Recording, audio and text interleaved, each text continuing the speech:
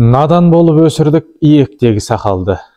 Өнер жігіт көркі деп, ескермедік мақалды дейді Ыбырай Алтынсарин атам. Демек, Ыбырай атам тек сақал өсіріп қана жүре беріп біз. Адамның иманы сақалдан ғана тұрмайды екен. Сақалмен бірге дәстүріңді, дініңді, діліңді бірге өсір деп тұр. Жігіттің көркі өнер білімде, жүйелі сөзде, көркем түрде ойын жеткізе білуде деп тұр. Ал енді сөздің көркі мақал екенін айтып жатыр.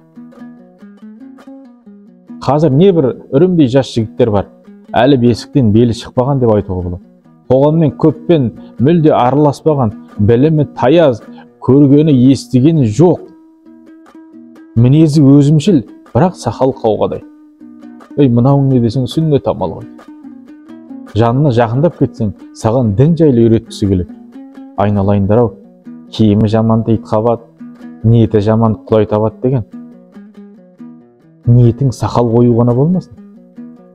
Ислам дінін қауғадай сақалмен ғана көркеметіп көрсете алмайсың. Өзің жап-жасың, сақалың қауғадай, бір ұсқынсыз көрінесің одан. Асыл дініміз тек сақалдан тұрмайды. Білем, сақал ердің көркі.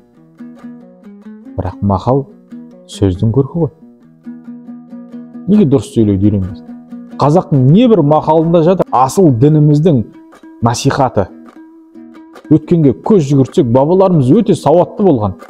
Әмсе шариғатпен жүрген. Сөзді, ойды тұрақты тіркестермен мақалдатып көркем түрде жеткізе білген.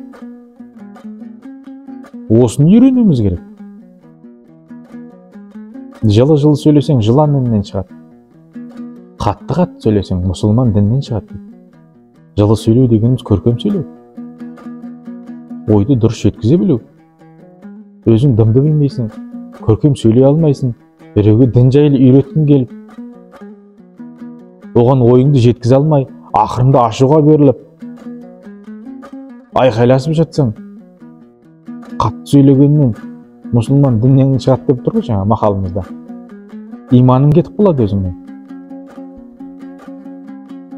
Мені қазақтың мақалында жатар небір дана ойлар, өте қысқа, нұсқа жеткізе білген ой қазақ. Осыны үйренуіміз керек. Тек сақал өсіруді емес. Өсіріңіз сақалды. Сақалмен бірге дәстүріңізді, дініңізді, діліңізді бірге алып жүріңіз. Сол кезде біз мықты қоғам боламыз. Еліміз аман, жұртымыз тыныш болсын.